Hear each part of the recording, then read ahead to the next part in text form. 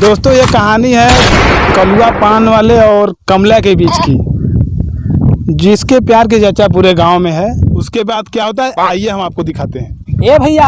हाँ भैया, और बताओ हालचाल। बड़ा दिन के बाद बेटा था चिरागन। हाँ डमरू भैया का करवा, हालचाल सब ठीक है बा। और आपन बतावा गांव घर के हाल सब बढ़िया बा भैया। मरचा उर्चा के खेती बरसात हुई तो नहीं, मरचा के में लगल बा। टमाटर मरचा ये कुछ चलता भैया। चलो ठीक बा, वो तो सब लगल बा। गांव घर के हाल चाल बताओ कुछ। गाँव घर के सब ठीक है भैया। एक बात जानता रहो? नहीं हो कुछ नहीं जाना। नहीं बताई बतावा। चल हट बहुत सारी के मत मत बहुत सारी मत।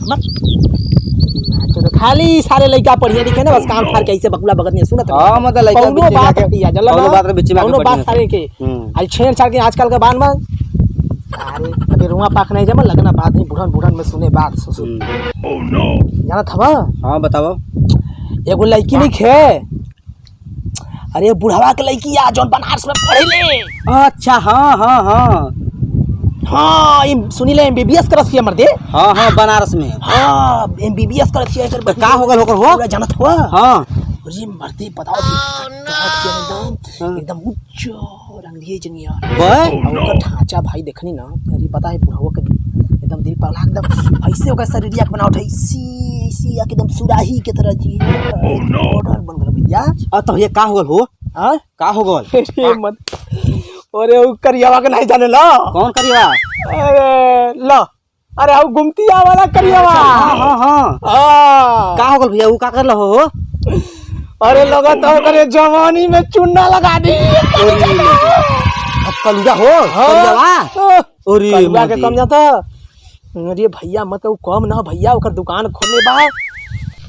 अच्छा कमला के लगत है कि एकदम चूना लगा के पागल भाई। हां भैया एकदम हमन का कर हमन के भाई पुराना जमाना देखे। हाँ बुढ़ानी जा सुनानी हमन तब का हो भैया। हां पूरा गांव में हल्ला हो गल बा।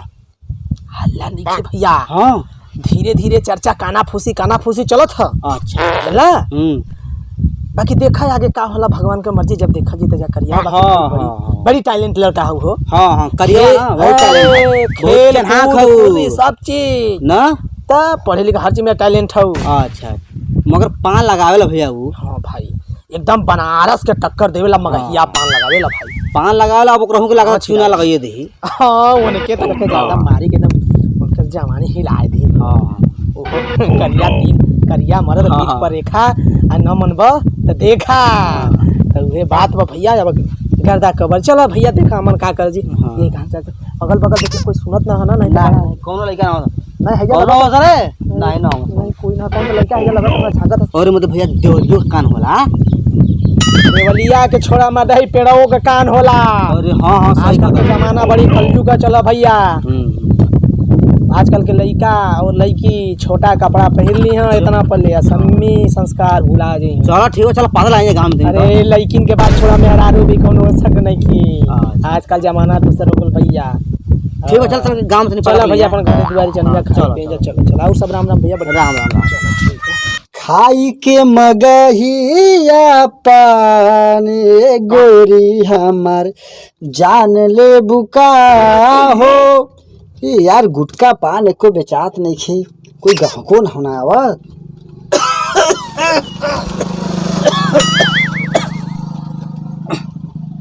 ए करिए बा का बाबा कमला पसंद है? कमला पसंद?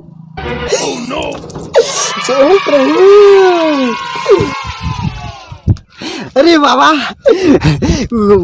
कमला हमरे के बहुत प्यार करेले और हम उससे प्यार करीला बाबा। आज हमन के शादी करा दो, बड़ी मेहरबानी। अरे भोसड़ी के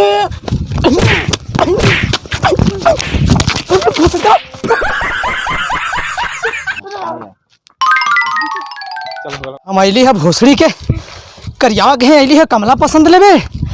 आई लगल हमारे लड़किया के चक्कर में पड़े।